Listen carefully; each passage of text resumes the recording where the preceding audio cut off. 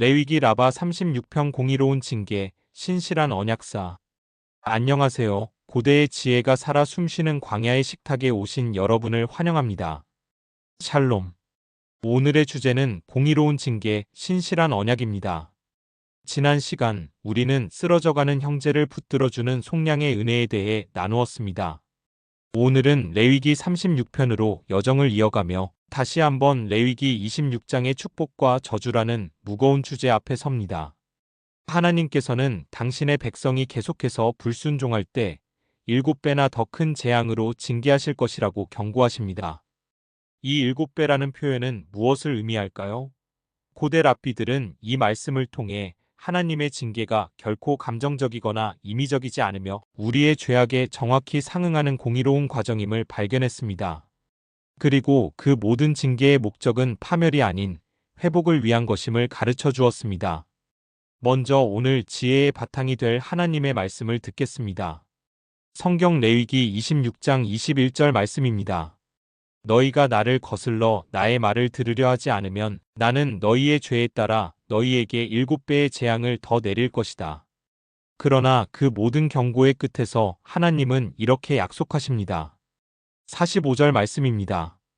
그러나 나는 그들과 맺은 언약을 기억하여 내가 그들의 하나님이 되려고 문민족이 보는 앞에서 이집트 땅으로부터 이끌어낸 그들의 조상을 기억할 것이다. 나는 주다. 아멘. 하나님의 말씀입니다. 너희에게 7배의 재앙을 더 내릴 것이다. 이 말씀은 하나님께서 단순히 벌의 강도를 높이시겠다는 뜻이 아닙니다. 랍비들은 이 7배가 이스라엘이 저지른 7가지 주요 죄악에 대한 공의로운 대가라고 해석했습니다. 미드라시는 이렇게 열거합니다. 그들은 우상을 섬겼고 성적인 죄를 저질렀으며 살인했고 안식일을 더럽혔으며 토라 공부를 게을리했고 할례의 언약을 무시했으며 이웃에게 악을 행했다. 이 7가지 죄악 각각에 대해 하나님께서는 그에 상응하는 재앙, 즉 들짐승의 공격, 전쟁, 기근, 전염병 등으로 징계하시겠다는 것입니다. 이는 하나님의 심판이 얼마나 공의롭고 정확한지를 보여줍니다. 하나님의 징계의 목적 중 하나는 이스라엘의 교만을 꺾는 것이었습니다.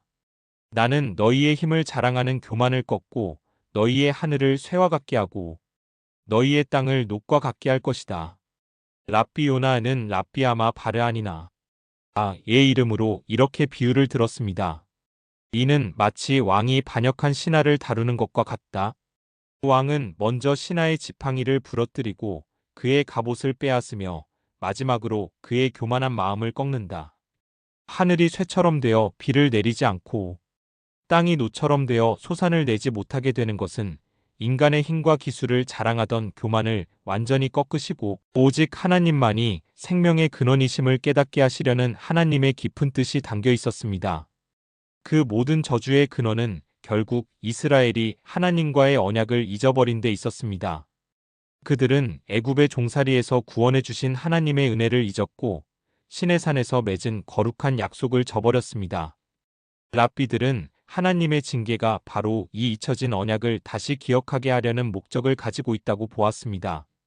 고통과 시련 속에서 비로소 이스라엘은 자신들이 어디서부터 떠나왔는지 돌아보게 되고 잃어버렸던 하나님과의 관계를 다시 찾게 된다는 것입니다.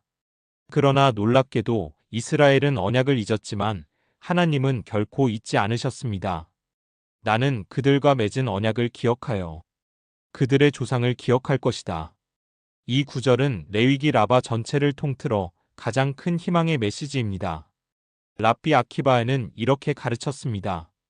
보아라, 하나님께서는 너희의 공로를 기억하겠다고 말씀하지 않으시고 아브라함과 이삭과 야곱과 맺은 나의 언약을 기억하겠다고 하셨다. 우리의 구원은 우리의 의로움이나 노력에 달려있는 것이 아니라 변치 않는 약속을 지키시는 하나님의 신실하심에 달려있다는 위대한 진리입니다. 미드라시는 이 기억에 대한 아름다운 비유를 전합니다. 한 왕이 먼 길을 떠나며 왕비와 헤어지게 되었다. 왕비는 왕을 그리워하며 매일 눈물로 지새웠다. 왕의 친구들이 왕에게 말했다. 왕이시여, 당신의 왕비가 당신을 잊은 듯합니다. 왕이 답했다. 그렇지 않다. 왕비의 방에는 나의 초상화와 내가 준 선물이 있어 그것들을 보며 나를 기억할 것이다. 이처럼 이스라엘이 포로로 잡혀가 성전도 잃고 절망에 빠졌을 때 세상은 너희의 하나님이 너희를 잊었다고 조롱했습니다. 그러나 하나님께서는 말씀하셨습니다. 그렇지 않다. 내게는 아직 두 돌판이 남아있지 않느냐? 내가 그것을 보며 내 백성과의 언약을 기억할 것이다. 이 고대의 지혜는 오늘 우리에게 어떤 빛을 비추어 줄까요? 첫째, 우리가 겪는 고난과 시련 속에서 하나님의 공의로운 손길을 발견하게 합니다. 때로는 우리의 교만을 꺾으시고 우리를 다시 당신께로 돌이키기 위한 하나님의 징계일 수 있음을 겸손하게 인정해야 합니다. 둘째, 어떤 절망적인 상황 속에서도 결코 희망을 잃지 말아야 함을 배웁니다.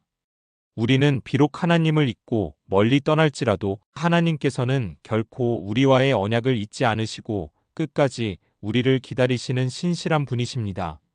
이제 이 깊은 깨달음을 마음에 품고 함께 기도하는 시간을 갖겠습니다. 신실하신 하나님, 오늘 말씀을 통해 저희를 향한 주님의 공의와 변치 않는 사랑을 다시 한번 깨닫습니다.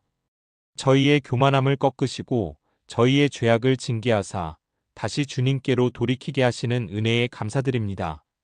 저희가 어떤 고난과 절망 속에 있을지라도 저희와 맺은 언약을 영원히 기억하시는 주님을 신뢰하게 하소서. 저희의 유일한 희망이 되시는 예수 그리스도의 이름으로 기도드립니다. 아멘. 사랑하는 여러분, 여러분의 삶이 때로 힘들고 어려울지라도 결코 여러분을 포기하지 않으시는 하나님의 신실한 언약을 기억하며 담대히 나아가시기를 축복합니다. 주님의 평강이 늘 함께하시기를 소원합니다. 다음 시간에는 레위기 라바의 마지막 편인 37편으로 여정을 이어가겠습니다. 광야의 식탁 오늘 순서는 여기서 모두 마치겠습니다. 샬롬.